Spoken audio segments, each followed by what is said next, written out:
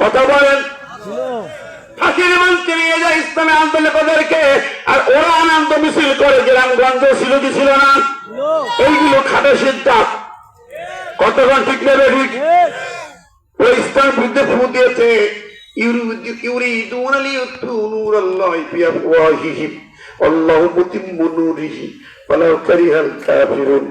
ওরা মুখের ফুৎকার দিয়া আল্লাহর নূরকে নিভাতে চায়, ইসলামের বাতি নিভাতে চায়। আল্লাহ তার বাতি জ্বালাবে যদি কাপড়দের কলিজা ঝরে ছাই হোক না কেন, ঠিক নেবে? ঠিক। অর্থাৎ যারা সেই ঢাকার রাজপ্রাসাদ থেকে, বুদ্ধিজীবী মহল থেকে, ইন্টেলেকচুয়াল পার্সন থেকে, নাস্তিক মুরতাদের বাচ্চারা, ঘাদানি কমিটি থেকে শুরু করে সারা দেশে যারা ইসলামের বিরুদ্ধে ফু দিয়েছে, ইসলামী আন্দোলনের নেতৃবৃন্দের ফাঁসিতে আনন্দ উৎসব করেছে, এরাই হয়ে খাটাসের চাপ, কংগ্রেসের চাপ, টিকটিকির চাপ। ঠিক আছে?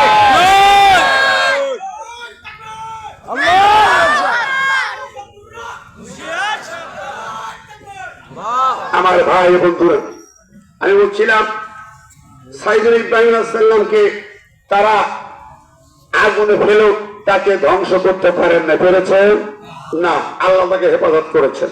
আল্লাহ পাক তাকে সারা পৃথিবীর মুসলিম মিল্লাতের পিতা বানিয়েছেন।